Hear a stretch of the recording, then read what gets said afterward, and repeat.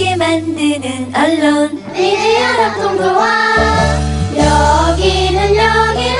여기는 국민TV. 함께 만드는 언론 미디어 합동조합. 여기는 국민TV.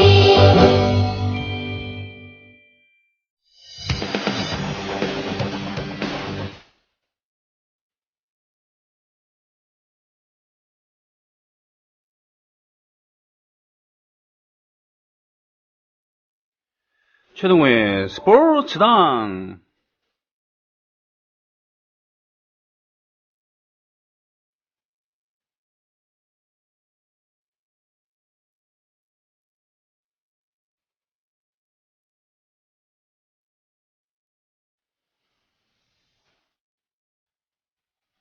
올림픽의 초창기에는 참 해프닝이라고 할 만한, 지금으로 생각하면 그렇지만 당시로선 몇 심각한 사고였겠죠. 그런 경우들이 많다고 합니다. 예를 들면은 마라톤 코스를 잘못 안내해준 덕분에 선수들이 엉뚱한 데를 뛰질 않나, 심지어 마라톤 한창 하고 있는데 개가 달려들어서 개를 피하느라고 난리부르스를 추질 않나, 뭐 선수들이 그 경기장을 착각해서 부랴부랴 다른 데를 가거나 아니면은 아예 실격 처리되는 것은 뭐 뉴스거리도 아니었고요. 하지만 선수가 늦잠을 자느라고 경기 시간에 제대로 못 갔다라는 사례는 제가 들어보지 못한 것 같긴 합니다만, 뭐 있긴 있겠지만 쪽팔려서, 아마 차마 쪽팔려서 그런 얘기는 못했을 것 같은데, 자, 뭐 21세기 대한민국 서울에서 분명히 그런 평론가가 한 분 계십니다. 자, 안녕하십니까? 예, 안녕하세요. 네. 저기 48년 런던 올림픽과 52년 헬싱키 올림픽에서도 네. 우리 출전하셨던 우리 선생님들이 네. 경기 시간을 잘못 알고서 네. 출전을 못했던, 경기 참가 못했던 그런 일이 있기도 했었습니다. 스포츠 해설가나 그 캐스터가 시간을 잘못하거나 아니면 좀 잠자느라고 방송을 빵꾸 난 적이 있었나요? 석고 대제를 해야지 되죠. 그런 일이 있다고 한다면은. 지난주에 저희 펑크내고 저기 청취자 여러분들께 일단 사과를 드리고, 우리 병희 형님께 또 사과를 드리겠습니다. 그날 밤 늦게까지 연락이 안 됐는데, 예. 그 다음날이라도 연락을 주셨으면 했는데, 저는 그날을 아침을 기다려보자 그랬어요. 왜냐하면은, 예. 민노기 뉴스바에 출연을 하시면은 별일 없는 거고, 그래서 아침 일찍 제가 일어나자마자 물어봤죠. 그랬더니 출연하셨다 그러더라고요. 아니, 이정일 PD가 저한테 미리 연락을 줬어요. 워낙 걱정을 했으니까, 우리가. 그래서 그렇구나, 별일 없구나 했는데, 그 다음부터 일주일 동안 아무 연락 없다가 오늘 아침에 연락 주셨어요. 우리 병희 형님한테는 그 다음날 일어나서, 밤 11시에 일어나서 이 사태의 심각성을 깨닫고서, 그날 밤에는 연락을 못했죠. 늦은 시간이기 때문에. 네네네. 어떻게 해야 되나, 이제 고민하다가, 이렇게 얘기하기 어려운 거는 정면 돌파하자. 얼굴 맞대고서 얘기를 하자. 그래서 오늘 얼굴 맞대고서 얘기를 하려다. 제가 하는 정면 돌파는 가장 빠른 시간 내에 진상을 얘기를 하고, 스포츠 드링크라도 들고 와야지. 하여튼 뭐 그렇게 됐습니다. 그래서 오늘 약간의 사소한 복수를 했죠. 마침 깜짝 놀랐습니다. 와가지고 1부 마지막 곡을 걸어놓고 이정일 PD 근데 정확한 그건 모르겠는데 어떻게 들어오니까 어떻게 됐던가요?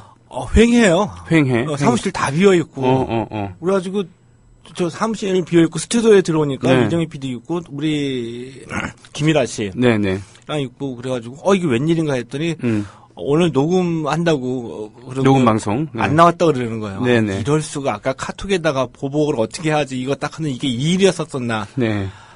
그래서 잠시 앉았죠. 그래서 딱 두 가지 생각을 했습니다. 그래도 이거를 고의적으로 이렇게 하는 거는 이거는 진짜 인간성에 관한 문제인데 평소에 여태까지 했던 걸로 보면은 그럴 리는 없는데 만약에 고의적으로 했다고 한다면 내 진짜 이건 나는 못 참는다. 나는 그냥 깜빡 졸았는데 눈 떠보니까 밤 11시라서 네. 못 갔지만 이거 고의적으로 한 거 그런 생각이 막 들었죠. 네네. 그랬더니 뭐 이게 보복의 이벤트였을 줄은 꿈도 생각 몰랐습니다. 자, 하여튼 유쾌한 수요일입니다. 그죠? 예. 네. 하여튼 무엇보다도 무슨 신상의 변동이 생긴 게 아니라는 그것만큼 즐거운 일이 어디 있겠습니까? 예, 다만 이제 우리가 방송을 하기 때문에, 이것에 대해서는 좀 더 우리가 신경 써야 된다라는 그런 생각은 하고 있습니다만, 다들 안심하고 계시네요. 정치이야기님. 늦잠이 원인이었구만. 크크크크크. 바보운주 김은주님. 손쌤 너무 웃기셔요. 제가 그 사과 말씀을 드리는데, 못 나오게 된 이유는 차마 그냥 넘어가려고 했는데, 그 이유를, 알게 되셨군요. 예. 가만있어 보자. 출첵합니다, 소소님은. 쇠동호쌤 어서오세요. 앞 시간에 손쌤 얘기에 대한 답, 딱히 음악을 잘 아는, 이건 일부 얘기니까요. 요건 제가 그냥 읽으면 되는 거군요. 소소님께서 신청곡이나 이런 것들, 수준이라던가 이런 것이 좀 높아서 제가 한마디 했었거든요. 예. 예, 그랬더니 음악을 많이 들으셨네요. 그런 겁니다. 많이 들은 만큼 알게 되는 그런 것이죠. 수준이 높다고 한마디 하셨나요? 경탄이 아니고? 그러니까 하여튼 뭐 그런 거예요. 예. 남의 방송 너무 이렇게 자세하려고 그러지 마세요. 이 앞방송? 예, 앞방송. 예. 근데 오늘 그건 그렇고 예. 오늘 첫 번째 테마 이거 제목이 잠못 재밌을 것 같은데요. 스포츠 투데이 웃기는 단독 기사라고 올려주셨어요. 지난주에 있었던 일입니다. 네네. 지난주에 야구 기사 조금 보셨던 분들 다 알고 계시는데, 네. SK 와이번스의 그 유명 야구 선수가 네. 이 성폭행과 관련돼서 수사를 받았습니다. 그래요? 예, 근데 합의자하고, 합의를 했죠. 네. 돈 9천만 원을 건넸습니다. 합의금. 네.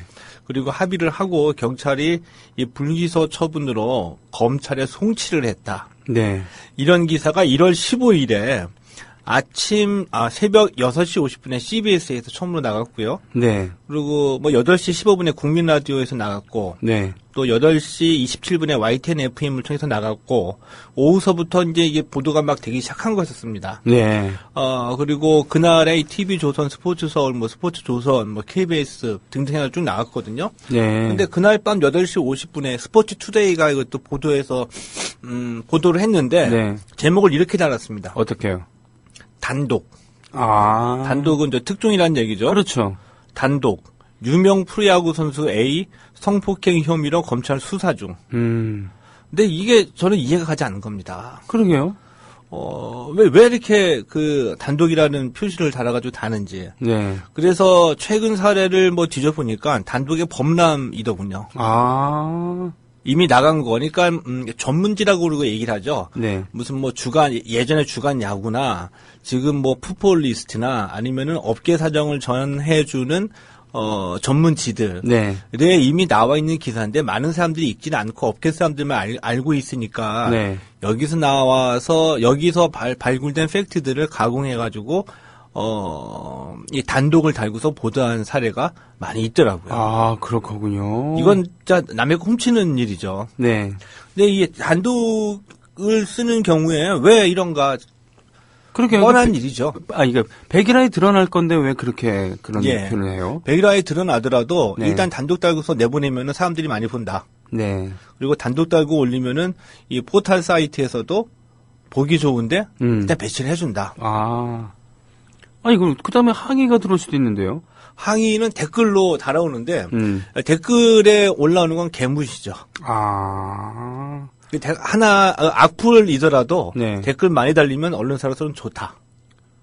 아니 댓글뿐 아니라 최초로 단독 보도한 예. 그런 언론사에서 문제 제기를 하질 않을까요? 항의하는 경우도 있겠죠. 네. 항의를 하는데 이것을 두고 어떤 법적인 책임이라든지 따질 수가 없습니다. 왜요? 공방을 어디다가 합니까? 언론중재위원회라던가 그냥 언뜻 생각나면 그런 데가 있을 텐데. 우리 대표적으로 이 특종 가지고 남의 거 베껴 썼다 안 썼다. 네. 그래서 몇 번 언론사끼리 싸우는 경우가 있었습니다. 네. 자세히 기자들을 동원해 가지고 자세히 면이나 네. 자세히 방송에다가 내보낼 뿐이지 네네. 법정 소송으로 이게 비화되거나 그런 일은 없었고요.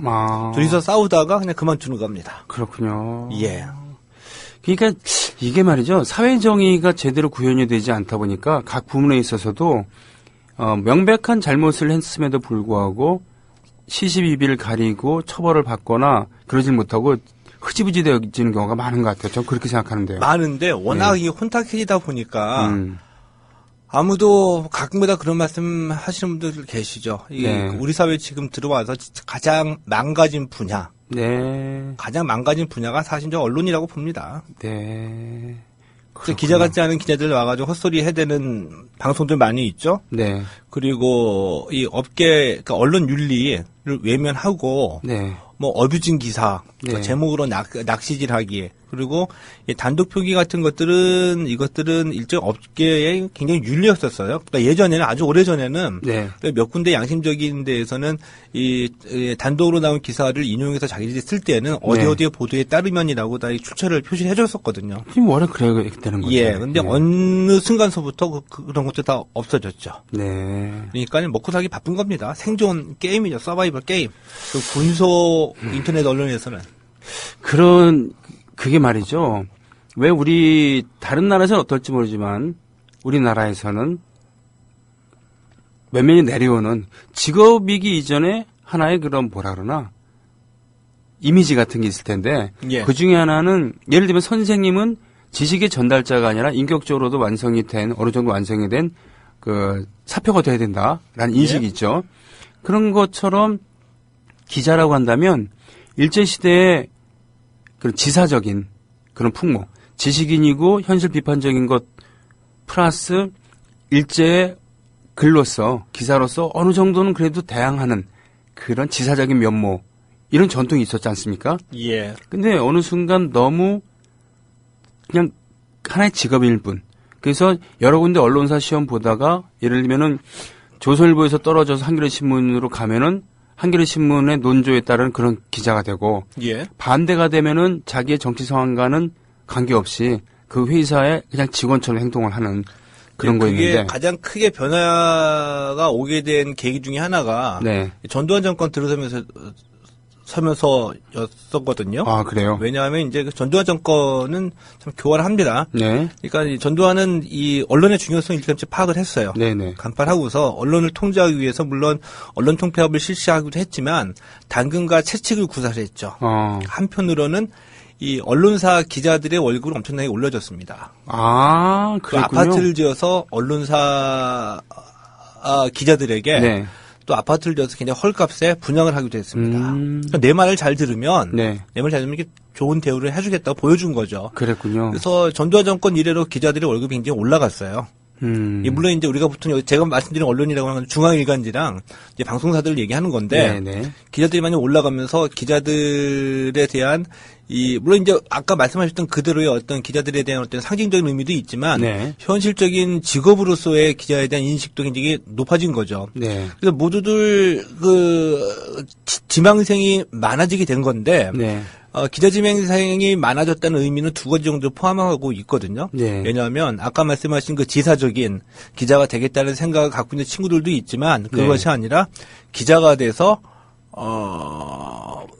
좋은 직업을 가지고 우리 사회에서 뭐 무시받지 않는 직업을 갖고 있는 사람으로서 살아가 보겠다라고 네. 생각을 하니까 한겨레 신문 봤다가 떨어지면 조선일보 보고 네. 조선일보 떨어지면 또 다른 데 뭐 한국일보 있다고 하면 한국일보 보고 네. 이렇게 무리지어서 응시짓는 사람들이 많아진 거죠. 그렇군요. 이런 사람들 가운데에서 기사적이고 언론이 무엇인가에 대한 고민 없이 네. 직업으로서 택한 사람들 중에서 회사 생활을 하다 보니까 목적은 다 하나가 되겠죠.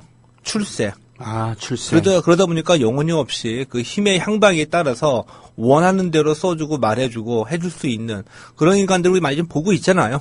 그것이 기레기의 탄생이군요. 쉽게 얘기하면은. 기레기 탄생은 그 이후에 인터넷의 등장과 함께 시작이 됐겠죠.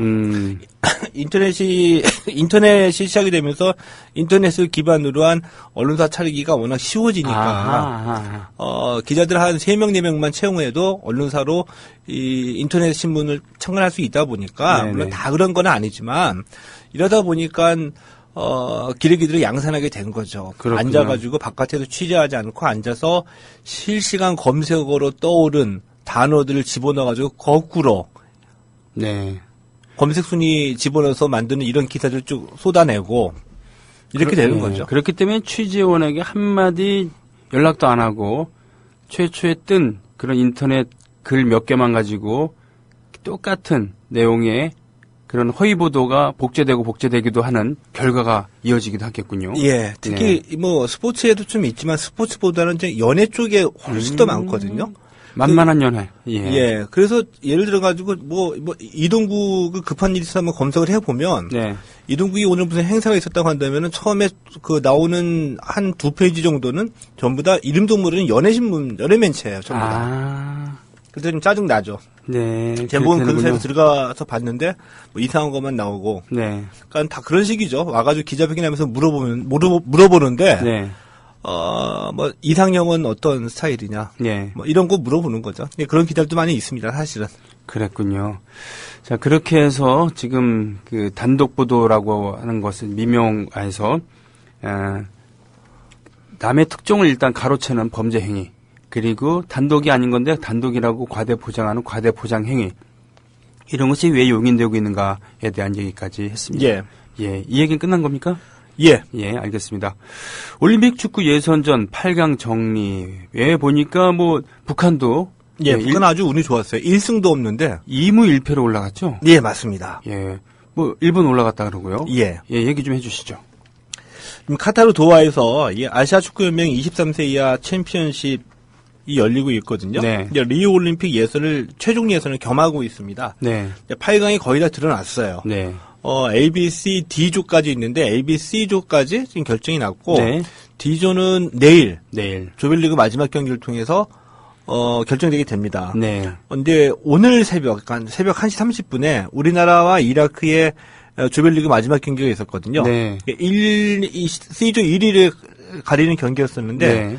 우리가 1대0으로 앞서가다가 종료 한 1분을 남겨놓고 동점골을 허용하면서 1대1로 무승부를 기록했지만 네. 이 골득실에서 앞서서 C조 1위가 됐고요. 네. 2위가 이라크가 됐습니다. 그리고 A조에서 이제 카타르하고 이란이 올라갔고 B조가 좀 재밌게 됐어요. 네네. 일본하고 북한이 올라갔거든요. 네네. 이제 북한이 1승도 없는데 8강에 올라갔습니다. 일본 덕이에요. 아, 일본이 워낙 잘했구나. 일본이 3승으로 다 카운트 펀치를 다 먹인 거죠. 사우디아라비아와 태국. 네. 북한이 오늘 경기에서 태국하고 무승부를 그쳤는데 마지막 경기에서 일본이 사우디아라비아를 이겨줌으로써 사우디, 태국, 북한이 전부 다 승점이 똑같아진 거죠. 네. 골득실까지 똑같았습니다. 네. 그 다음에 가리는 거는 다득점이거든요. 네. 다득점에서 북한이 앞서가지고 1승도 없는데 8강에 올라가는 이런 행운을 잡게 된 거죠. 1강 3약 중에서 예. 그러니까 그 3약 중에서 그래도 그 골을 많이 넣었다. 예. 예, 공격력이 상대적으로 강했다라고 예. 얘기할 수도 있겠네요. 북한이 8강에 올라와서 이 개최국이는 카타르하고 만나게 됐거든요. 만나게 되는데 북한이 어렵겠네. 한번 뭔가 좀 어려운데 예. 한번 좀 뭔가 보여줬으면 좋겠어요. 그래서 북한이 지금 카타르에 북한의 그 건설 노동자들이 많이 나가 있거든요. 한 3,000명 정도 있다고 하는데 그래서 국제대회에서 보기 드물게 이번에 북한 경기할 때마다 한 1,000명 정도씩 그 버스 타고 동원이 됐습니다. 건설 노동자들. 네. 옷 입고서 와가지고 응원하고 했거든요. 8강전 카타르하고 붙을 때 한 1,000명 정도 와서 응원해주고 북한이 깜짝 쇼를 한번 좀 해주면 좋지 않을까 이런 생각이 들기도 합니다. 아이고 멋지네요. 그 머나먼 그야말로 머나먼 타국 땅에 경제력도 약하고 그래서 이런 많은 원호도 받지 못할 텐데 선수들이 와서 예. 그런 애환을 달래주고 또 8강까지 올라갔으니까 예. 한 번쯤 이기는 모습을 보면 또 얼마나 반가울까요? 그렇죠. 예. 지금 보니까 6개국이 정해졌는데 그 중에 3팀은 중동이에요. 그렇죠? 예. 예. 그리고 나머지 3팀이 이 동아시아하고요. 예. 그리고 나머지 두 팀은 이제 내일 가려지게 되는데 네네. D조 경기가 거기서 나오는 팀하고 우리하고 8강하고 맞붙습니다. 네. 현재 예상으로는 아랍에미리트가 1위, 예. 2위가 호주가 될 것으로 예상하고 있거든요. 그럼 우리가 호주랑 붙는 건가요? 호주랑 붙게 될 가능성이 크죠. 예. 근데 이번에 그 조별리그에서 가장 그 특징적인 게 호주의 부진이에요. 그래요? 예. 호주가 아시아권에서 그래서 우승권 팀으로 지목을 받고 있잖아요. 예전에 70년대, 80년대는 만나서 우리가 이기기가 힘들었었어요. 예. 근데 우리도 많이 발전했지만 네. 그래도 보통 아시아에서 4강 하면은 우리와 일본, 뭐 이란, 호주 정도를 예상하는데 올림픽 팀에서 이번 대회에서는 호주가 이 강력한 우승 후보로 지목을 받았었는데 아랍에미리트한테 네. 1차전에서 패했습니다. 어허. 그러면서 이 D조에서 현재 순위가 1위가 요르단이고, 네. 2위가 아랍에미리트, 3위가 호주, 4위가 베트남이거든요. 네. 내일 이 호주와 요르단의 경기가 있어서 내일 경기가 되면은 이제 순위가 확 뒤바뀌게 되는데, 네. 호주가 현재까지 보면은 마지막 경기 요르단을 이겨야지만 8강에 올라갈 수 있을 정도로 어허. 좀 어려운 상황이라는 것이 눈에 띄고요. 예. 그 다음에 또 하나 눈에 띄는 거는 중국이요. 3전 전패입니다. 와. 1승도 못 건졌어요. 1무도 없고요. 와. 3전 전패로 조별리그가 탈락이 됐죠. 네. 이란한테 2대3으로 졌고요. 시리아한테 1대3으로 졌습니다. 카타르한테 또 1대3으로 깨졌고요. 그렇군요. 골을 다 3골씩만 똑같이 내줬네요. 헌납했다고 해야 되겠죠. 네. 그러니까 중국의 부진한 것도 눈에 띄고요. 네. 이렇게 됨으로써 일단 8팀 중 가운데 6개 팀이 가려졌고요. 네. 우리나라 올림픽 팀은 사실 역대 최약체라고 평가를 받고 있는 팀이거든요. 그래요. 예. 그래서 이 초반에 2연승 올리고 오늘 새벽에 이라크와의 경기에서 아깝게 동점골을 내주긴 했지만 네. 이제 8강에 올라가서 좀 더 좋은 실력으로 결승전까지 올라가 보기 위해 기대를 한번 해보겠습니다. 네. 그렇군요. 이렇게 해서 올림픽에선 23세 이하 8강 소식 전해 들었습니다. 예. 자, 이 얘기도 끝났습니까? 예. 자, 그러면은 우리 음악을 하나 듣고 오겠습니다. 예. 네, 숨도 돌릴 겸. 자, 아이고, 노래 제목 정말 마음에 드네요. I can't tell you why. 내가 왜 방송을 빠꾸냈는지 얘기를 할 수 없어. 이런 뜻인가요? 예, 다이나 크롤의 일부에서 신청곡 왔던 거예요. 네. 제가 선곡한 거 아닙니다. 예, 듣겠습니다.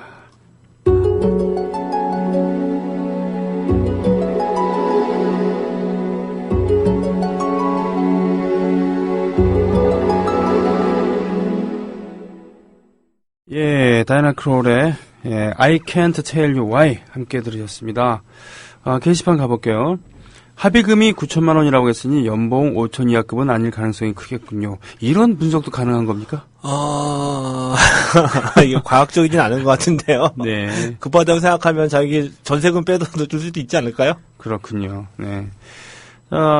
오케이 마레이님, 사우디가 예전 사우디가 아닌가 보네요. 라고 하셨습니다. 자, 오늘 세 번째 소식은 올림픽 이건 했고요. 태능 선수촌이 철거 위기에 빠졌다고요? 이게 뭔 얘기입니까? 네, 이 얘기가 좀 얘기할 게 많고요. 이 네네. 얘기하다가 시간이 되면은 네네. 프로야구 메이저리그 몸값 얘기를 하겠습니다. 네, 말씀해 주세요. 이 태능 선수촌이 지금 현재대로라고 한다면은 네. 2017년에 철거됩니다. 왜요? 오래돼서 그런 건가요? 아닙니다. 그럼요. 이 유네스코의 조선 왕릉이 등재가 됐거든요. 네. 유네스코 문화유산에 예. 조선시대의 왕릉들이 예. 등재되어 있다. 예. 태릉 선수촌의 정확한 위치가 네. 우리가 보통 이 태릉이라고 얘기는 하지만 네. 태릉과 강릉 사이에 있어요. 강릉은 그러니까 태릉은 태조 이성계의 무덤이고 아닙니다. 태릉은 그러니까 조선시대 중종의 계비는 그러니까 우리가 후궁이라고 얘기를 하죠. 네네. 보통 후궁을 높여서 부르는 얘기거든요. 계비. 이 계비 네. 문정왕후의 묘이고요. 문정왕후는 매우 유명한 왕이죠. 약간 수렴첨정하면서 예, 권세를 휘둘렀던. 명종시대 때. 예, 예. 맞습니다. 네. 이 명종의 어머니잖아요. 어머니죠. 네. 명종이 돌아가시고 명종과 명종의 비인 이 인순왕후의 묘가 바로 강릉이에요. 그렇군요. 태릉과 우리가 얘기를 하지만 태릉과 강릉이 같이 그 유적지에 같이 있는 거거든요. 그렇군요. 그 사이를 이 두 묘를 갈라놓고 그 사이에 위치한 게 바로 태릉 선수촌이다 이거죠. 네. 그래서 이 등재할 당시에 유네스코로부터 권고를 받았고 복원을 해라. 네. 그리고 복원하겠다는 약속을 하고 네. 등재를 한 겁니다. 그랬군요. 웃기는 일이 이 당시에 네. 이 태릉 선수촌은 분명히 이 관리가 대한체육회거든요. 네네. 이 문화재청이 대한체육회와 합의 없이 그냥 복원하겠다 얘기할 수가 없잖아요. 네. 대한체육회에다가 얘기를 한 겁니다. 근데 조건을 하나 내줬죠. 하나 받으려면 하나를 줘야 되니까. 네. 이 선수촌 철거하겠다. 대신에 어차피 낙후가 됐으니 충청부터 진천에다가 아하. 선수촌을 대신 더 훌륭하고 현대식으로 지어주겠다. 네. 이 얘기 듣고 대한체육회가 오케이 고맙다. 말 되네. 오히려 서울만 좀 벗어난다고 한다면 특히 진천이라고 한다면 남쪽에 예. 중간에 있으니까 저 멀리 예를 들면 부산이나 전라도 땅끝에 사는 그런 선수들이 있다 그러면 훨씬 접근성도 좋을 테고요. 그렇죠? 예. 네. 네, 그렇게 된 겁니다. 그래서 진천 선수촌 공사가 들어갔고요. 네. 1단계로 2011년에 1단계가 완성이 되었거든요. 그래서 현재 선수들 훈련 중에 있습니다. 그렇군요. 그것만 좀 부족해요. 그래서 2단계 공사가 2017년에 마무리가 됩니다. 17년에. 2017년에 마무리되는 대로 태릉 선수촌 철거한다. 현재 방침입니다. 그렇군요. 예, 근데 이 뒤늦게 네. 체육계에서 난리가 난 거죠. 왜요? 태릉 선수촌 50년의 역사거든요. 그러니까 1966년에 지어졌으니까. 네. 그리고 한국 스포츠의 메카였다. 네. 심장이었는데 이거 그대로 다 철거해버리면 어떻게 하냐. 태릉 선수촌에는 체육사적 가치가 없느냐. 그래서 뒤늦게 반대를 하기 시작한 겁니다. 그래요. 예. 그래서 그럼 어떻게 해요? 근데 유네스코의 권고를 그래서 네. 이게 만만치 않게 논쟁이 지금 막 붙고 있는 거거든요. 네, 네. 이제 유네스코의 이 보고에는 이 태릉 선수촌 철거가 강제 사항은 아니에요. 권고 사항인데 네. 그래서 심지어는 예를 들어 가지고 이 1966년에 지어지고 한국 스포츠의 메카이자 산실로 기능을 해오는 거는 마찬가지죠. 네. 당연하죠. 네. 그리고 우리가 기억하고 있는 많은 메달들의 네. 주인공들이 그곳에서 땀과 눈물을 흘려왔던 곳은 맞기 때문에 네, 네. 과연 이 태릉 선수촌을 말 그대로 다 이걸 허물어 버리는 게 이게 맞는 얘기냐? 네. 라고 저도 한번 화 좀 던져보고 싶어요. 그렇군요. 물론 거기에 현재의 태릉 선수촌은 모두 다 초창기에 지어진 건물은 아니거든요. 네. 그러니까 거기에 이제 10개가 넘는 건물들이 있는데 네. 이 중에 몇 개는 아주 오래된 건물들도 있습니다. 기념할 네. 만한 것들. 네네. 그래서 체육계에서는 이제 일부는 보존을 하자라고 네. 해서 이 서울시의 협조를 구해서 지난해 서울시의 미래유산으로 지정을 했거든요. 태릉 선수촌을. 네. 그리고 태릉 선수촌 초창기의 건물로 지어졌던 건물 8개를 이 근대문화유산으로 등록을 신청을 해놨습니다. 그리고 죽어있는 역사를 위해서 이 살아있는 역사를 지워버리는 게 이 말이 되느냐. 네. 그러니까 대표적인 예로 예전에 우리 김영삼 정권 들면서 그 이전에 있었던 총독부 건물 우리가 흔히 얘기했던 예전 중앙청이었죠. 중앙청. 네네. 이거 허물어버렸죠. 역사밥을 허물었습니다. 세우기로. 예. 근데 그때도 그랬지만 지금도 너무 아쉽다는 말씀을 하시는 분들도 사실은 있습니다. 그렇죠. 그럴 수 있죠. 네. 부끄러운 역사도 역사인데 네. 허물어버렸다는 점에서 네. 그래서 이 태릉 선수촌도 이와 같은 일이 대표되는 것이 아니냐. 네. 죽은 역사를 위해서 살아있는 역사를 허물어버리는 것이 과연 올바른 일이냐라는 질문을 던지시는 분들이 막 나타나고 있는 거죠. 저는 좀 고지식한 면이 있어서 예. 이왕 애초에 그것은 이제 철거를 하겠다라고 약속을 하고서는 했으면은 철거하는 것이 옳다라고 예. 생각을 합니다만 또 외교라는 것은 정치라는 것은 꼭 그런 것만 아니니까 예. 슬기로운 방법을 좀 찾아야 되겠는데 예. 예. 예를 들자면은 그냥 언뜻 듣기엔 이런 것도 있겠네요. 아주 그 중요한 건물들은 남겨두고 나머지 것들은 왕릉의 분위기에 맞게 복구를 한다던가라는 그런 절충안은 어떨까 이런 생각이 듭니다만. 저도 이제 그 점이 맞다고 보거든요. 네. 그러니까 태릉 선수촌이 지금 10만 평이에요. 옛날식 표현대로 한다면은. 10만 평이면 한 평이 1.8m, 1.8m니까 3만 제곱미터가 넘어가는 거 알고 있거든요. 3만 제곱미터면은 100m, 300m. 예. 그렇죠? 예. 또는 150m, 100m 가로 세로 이게 넘다는 거니까 꽤 큰 거죠. 그렇죠? 예. 네네. 그리고 예를 들면은 최근에 지어진 건물들도 많이 있죠. 네. 그런데 한 8개 정도는 초창기에 제가 이름들만 기억나실 겁니다. 어디서 들어본 듯한 월계관, 승리관. 예. 건물 이름. 예. 네네. 그리고 우리가 아주 기억을 되돌려 보면 병희 형님 나이 또래 되시는 분들이 초등학교 다닐 때 영화 보러 가면 대한뉴스에서 네. 선수들이 올림픽 앞두고서 밧줄을 잡고서 올라가는 모습, 네. 그 웨이트 트레이닝하는 모습, 네. 아주 그때 이제 다 그런 장소들이거든요. 네. 이런 장소들 일부 보존할 가치 있는 것이 아니냐. 네. 이런 말씀도 한번 들어보고 싶은 거죠. 그렇군요.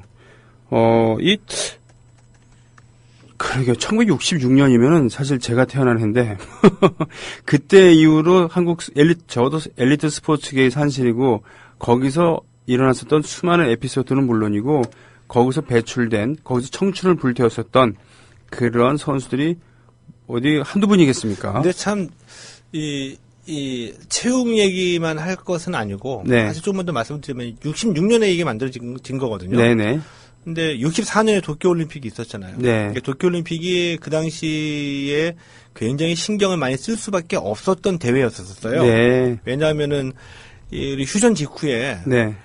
북한은 올림픽에 참가를 안 했죠. 네. 참가할 수가 없죠. 네네. 저기 서구의 나라들이, 서방 국가들이 위주가 돼서 하는 올림픽인데 북한이 참가할 수는 없잖아요. 네. 그러다가 처음으로 올림픽에 출전하겠다고 한 것이 바로 도쿄올림픽이었어요. 우리 예. 초긴장이었었죠. 네. 북한이 나온다고 하니 거기다가 유럽도 아니고 미국도 아니고 일본에서 하는데 네. 일본엔 제일동포들이 있잖아요.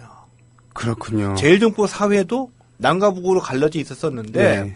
북한 정권이나 남한 정권이나 제일동포의 그 무시 못할 힘, 그 당시 우리 경기도 어렵기 때문에 많은 후원을 받기도 했었잖아요. 네. 그러니까 제일동포들에게 우리의 힘을 보여줘야지 되고 네. 남과 북의 대결에서 질 수 없었던 때였었거든요. 네. 그래서 일찌감치 국가대표 훈련단을 구성해가지고 연습을 시키는데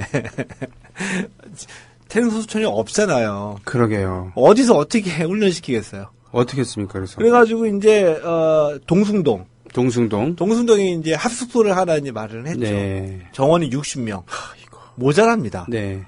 그래서 그 옆에 여관들, 아이고. 민가 네. 이런 데서 이제 먹고 자고. 예. 그다음에 운동할 수 있는 데라고는 운동할 수 있는 그럴싸한 데라고는 장충체육관하고 우리 동대문 운동장이라고 불렀던 서울운동장 이거 두 개밖에 없었거든요. 네. 근데 그것도 대회가 열리면 거기서 연습할 수가 없잖아요. 그러게요. 그럼 전화를 돌리고 인편을 돌려가지고 당시에 그 대학교 내에 시설이 좋았던 경희대학교, 연세대학교, 서울고등학교 네. 이런데 체육관에서 연습했다고 그래요. 그랬군요. 그래서 도쿄올림픽에 가서 보니까 우리가 그때 은메달 2개 정도밖에 못 따고 실패하고 왔는데 그때 당시에 이제 그 민관식 대한체육회장이 과학적인 훈련의 필요성을 절감한 거죠. 네. 우리도 그래서 한번 해보자. 대통령의 재가를 얻어가지고. 그랬군요. 그 당시에 가장 최적의 입지. 네. 서울에서 가깝죠. 경치 좋고 나무들 많고 공기 좋은데 태릉이다. 네. 라고 여기다가 지은 거예요. 땅값도 안 들죠. 왜냐하면 그게 국유지였기 때문에. 아하, 그렇겠겠네요, 정말. 예. 이래서 거기다 지어. 음. 해서 짓게 된 겁니다. 그랬군요. 근데 여기서도 우리가 알 수는 있죠. 왜냐하면 그 당시에 어떤 시대상. 완전 군인 정신이죠. 네. 국가가 필요해서 지으라고 하는데 조선 왕릉이 있건 없건 그 묘인데 네. 따지지 않고 그냥 지은 겁니다. 10만 평 정도 만약에 이제 요구사항이 5만 평이다 그러면 10만 평 가지고 해라. 그랬구나. 선심 쓰듯이. 예. 이렇게 해서 거기가 정해진 거죠. 대한민국 정부가 수립된 다음에 조선 왕조에 대한 예우라던가요, 고려는 상대적으로 상당히 막했죠. 예. 제가 보니까 계비는 후궁이 아니라 후처래요. 후처요? 예. 제가 잘못하고 후처. 예. 네. 예. 그러니까 예를 들면 태조 이성계의 그 이방원, 예. 이방원이 왜 그 나이 어린 그런 왕자들 이렇게 많이 죽였나? 그 중에 하나는 자기가 미워했었던, 자기랑 사이가 안 좋았었던 태조의 강비. 예. 강비 소생이기 때문에 이런 건데요. 그런 이치가 좀 있는 것 같습니다. 그리고, 아까 잠깐 좀 헷갈렸습니다만, 태릉 선수촌 면적은 3만 평방미터가 아니라 30만 그 제곱미터입니다. 그러니까, 가로, 세로 100이 아니라 300m, 1km. 이 정도 된다는 얘기죠. 그 정도는 돼야지. 하여튼 옛날 말로 10만 평은 맞죠? 예, 10만, 대강 그렇습니다. 그렇게 됐을 때 상당히 큰 면적이죠. 상당히 크죠. 예. 근데 처음에 출발할 때 거기에 네. 본관 1개, 네. 숙소 2동, 목욕탕 하나.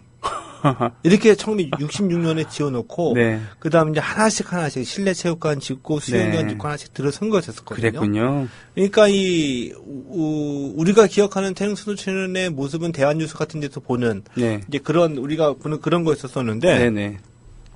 이 한국 스포츠 네. 선수들 입장에서 보면은 네.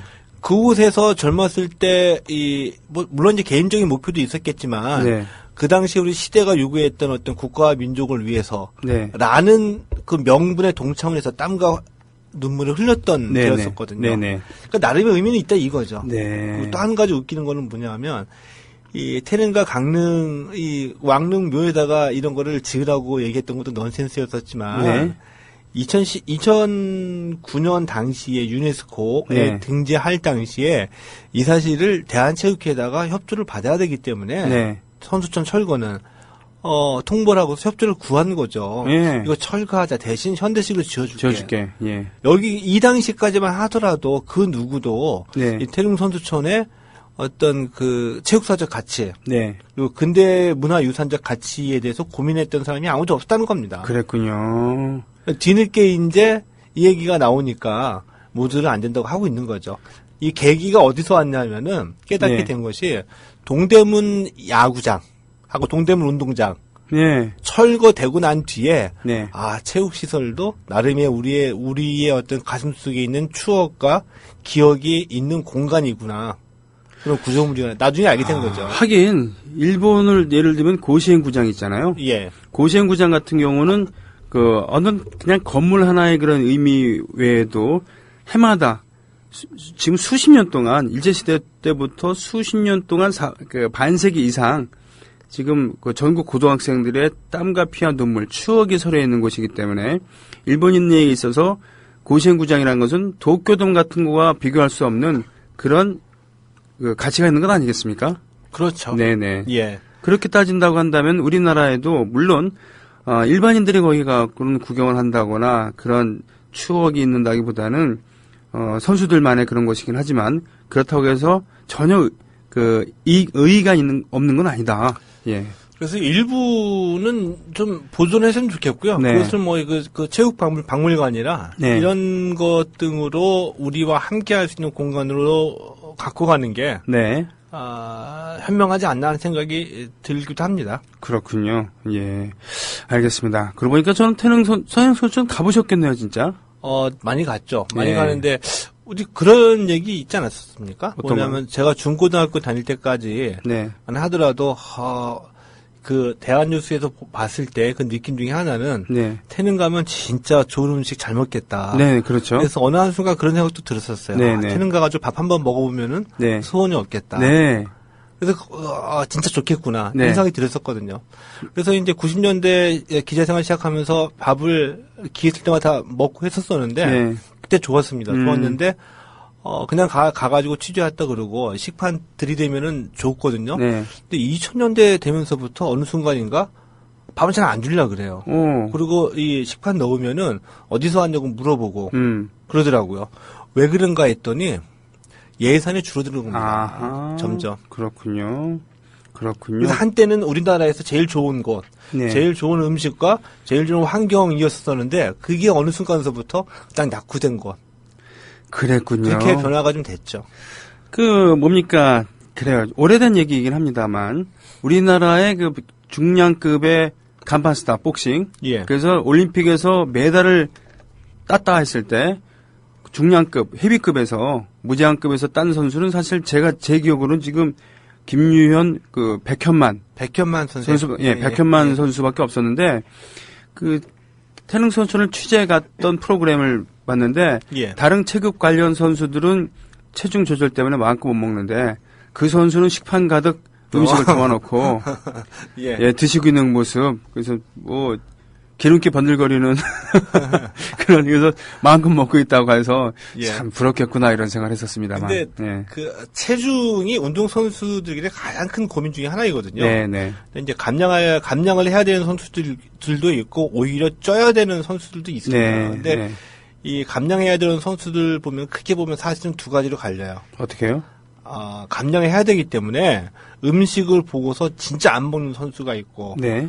감량은 내가 하겠다. 네. 내가 먹을 땐 먹겠다. 그리고 마음껏 먹는 선수도 있어요. 그리고 운동을 그만큼 열심히 하겠다는 건가요? 예. 그 다음에 운동에서 빠지지 않잖아요. 네. 그러면 먹는 거를 줄여가지고 어느 네. 한순간 이게 폭발적으로 먹고 싶은 이 식욕이 터질 때가 있거든요. 네. 이 순간 다 먹는데요. 먹고 난 다음에 토하겠다. 그런 방법도 근데 있겠군요. 먹고 난 다음에 손가락을 넣던지 어떻게 예. 수단과 방법을 가리지 않고서 토해낸다는 거예요. 이 정도로 오랫동안 참으면 먹는 거에 대한 욕구, 이 간절함이 크다고 그래요. 그렇군요. 하긴 예전에 로마 시대 귀족들은 일단 먹으면은 그걸로 끝났다고 생각을 해서 개원했대요. 예. 밤새도록 파티할 때 노예 시켜갖고는 공작새 깃들 갖고 오라 그래갖고 간질간질 해갖고는 다 토하고 예, 토하고 먹고 그러면서 오히려 영양실조에 걸렸다. 라는 기록도 있습니다. 그게 자꾸 습관적으로 이렇게 하면 좋지는 않겠죠. 그러니까 먹고 소화될 때까지 기다려야 되는데 그 당시에는 소화될 때까지 기다린다는 소화의 개념이 없었다는 얘기죠. 예. 그러니까 먹으면 그걸로 다 흡수되는 걸로 생각을 했었던 모양입니다. 아무튼 뭐 그렇습니다. 그렇게 해서 2017년에 철거 위기에 놓여 있는 태릉소촌의 소식을 들었습니다. 어떻게 이 얘기는 끝난 겁니까? 예. 알겠습니다. 마지막으로요. 프로야구 메이저리그 대거 영입이라는 기사가 있습니다. 예. 요즘에 최근 한 2, 3년 사이에 이 한국으로 오는 그 외국인 선수들 네. 중에는 옛날 같았으면 상상도 못할 선수들이 막 흘러 들어오기 시작하고 있습니다. 그렇죠. 박철준 선수가 사실은 싱글 A 출신이었잖아요. 예. 예, 프로야구 초창기에. 싱글 A는 싱글 A 위에 더블 A, 트리플 A 그 아래 아닙니까? 예. 근데 거기서 뛰던 선수가 우리나라에 와갖고는 원년에 불멸의 기록을 세울 만큼 수준차가 낮다고나 할까요? 그런데 예. 지금 메이저리거들이 온다고요. 메이저리그들이 옵니다. 메이저리그가 한국에 왔다라고 하면 우리 한 2, 3년 전만 하더라도 네. 그래서 철진한 선수들이 왔겠지. 나이도 좀 있고. 그러게요. 이렇게 생각했었잖아요. 네네. 근데 이제는 그게 아니라 한창 때 나이 선수들이 한두 명씩 몰려들기 시작하는 겁니다. 그래요? 예. 그러니까 대표적으로 우리가 지난해 한화에서 센세이션 일으켰던 로저스 선수. 로저스 선수. 예. 로저스 선수 2009년에 콜로라도 로키스에 입단했던 선수거든요. 네. 2015년 지난해에 하나 오기 전까지 뉴욕 양키스 선수였었습니다. 네. 그러다가 온 거예요. 네. 그리고 이제 로저스를 하나가 이번에 다시 잡았거든요. 네네. 잡았고 지금 하나가 또다시 이제 윌린 로사리오라는 선수하고 협상 중인데 네. 2011년서부터 5년 동안 콜로라도에서 뛰면서 타율 2할 7푼 3리를 기록했던 선수인데 26살입니다. 네. 한창이네요. 네. 예. 그 대표적으로 또 기아의 이 헥토 노에시 선수. 네. 2011년에 뉴욕 양키스에 입단을 했는데 네. 2014년 4월까지 시카고 화이트삭스에서 뛰었던 선수고요. 네. 메이저리그 통산 이 평균 자책점이 5.3mm예요. 예, 썩 좋진 않네요. 네. 뭐 그렇다고 하더라도 평균 5점대인데 메이저리그에서는 불펜 정도로 인식되는 그 자책점이지만 한국에 와서는 어떻게 될지 모르죠. 네. 예. 근데 이런 선수들이 어떻게 가지고 갑자기 들어오게 됐냐 이겁니다. 그러게 원봉이 갑자기 늘어났나요? 연봉이 갑자기 늘어났어요. 그래요? 우리가 주는 연봉이 어떻게요? 원래 연봉 상한선 같은 거 있지 않나요? 있었었죠. 네. 연봉 상한선이 30만 달러였었거든요. 네. 2014년에 폐지가 된 겁니다. 물론 이 2014년 폐지되기 이전까지도 이게 유명무실했었었죠. 다 뒷돈 챙겨주면서 그러더라도 그 당시까지만 얘기 나오는 게 뒷얘기로 흘러나오는 게 100만 달러가 넘어갔니 안 넘어갔니 이 정도 수준이었었거든요. 네. 지금은 확 달라진 겁니다. 그래요? 어떻게 달라졌냐면은 로저스 선수가 지금 190만 달러 받고 있거든요.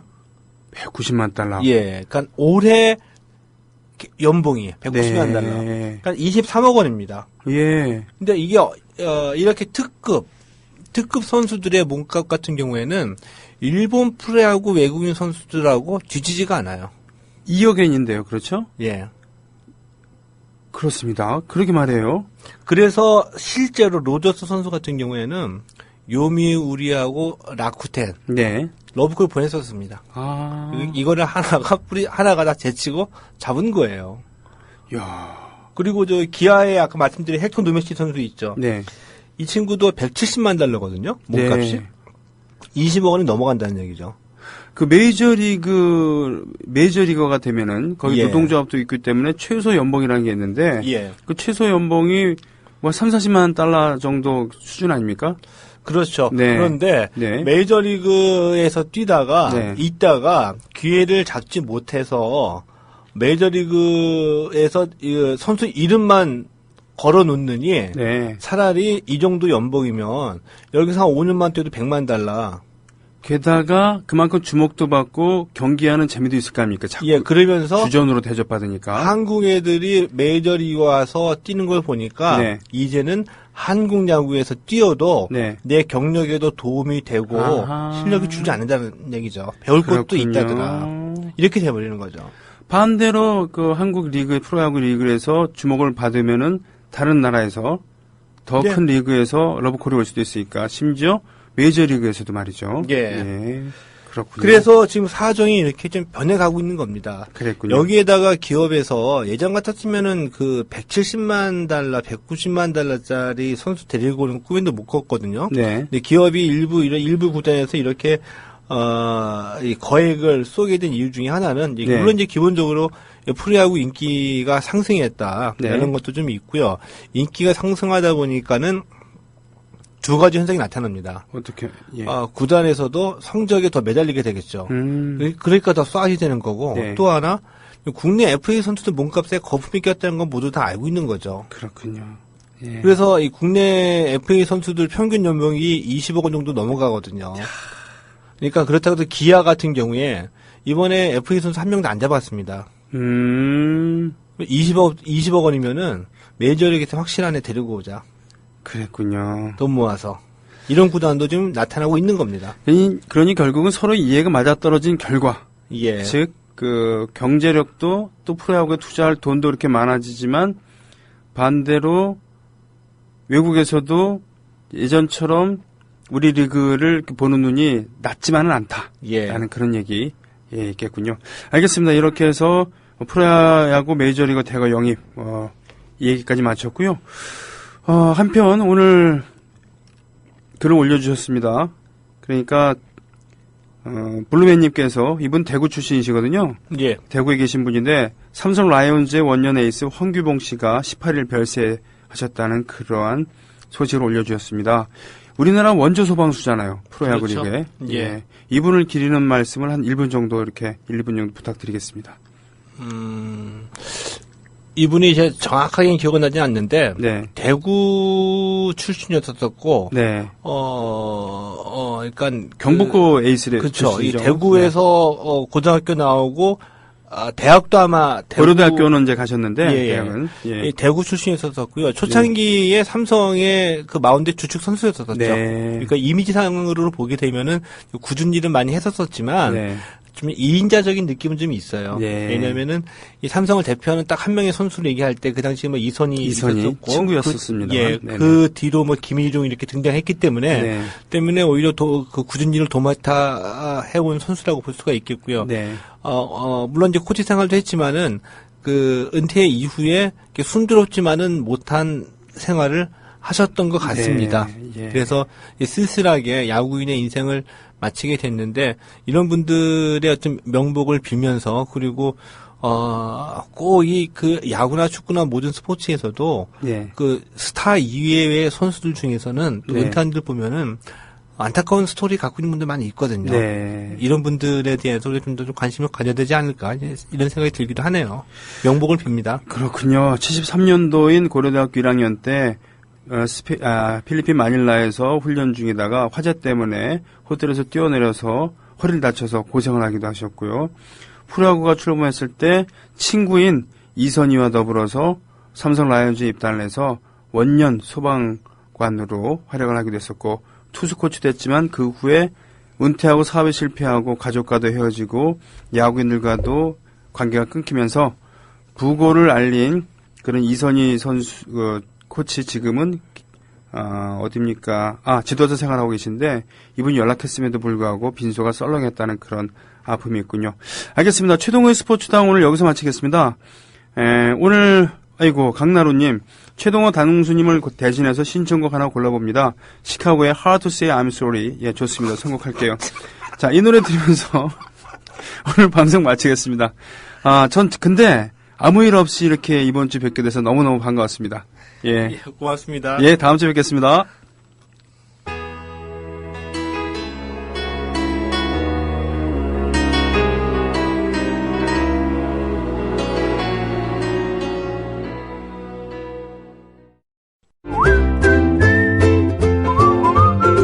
국민라디오 팟캐스트 응원하는 가장 쉬운 방법 아시나요? 다운로드하기, 별점 주기, 댓글 달기, 구독하기. 국민라디오 팟캐스트 널리 알리는 가장 쉬운 방법. 다운로드하기, 별점 주기, 댓글 달기, 구독하기. 기억하세요. 다운로드하기, 별점 주기, 댓글 달기, 구독하기.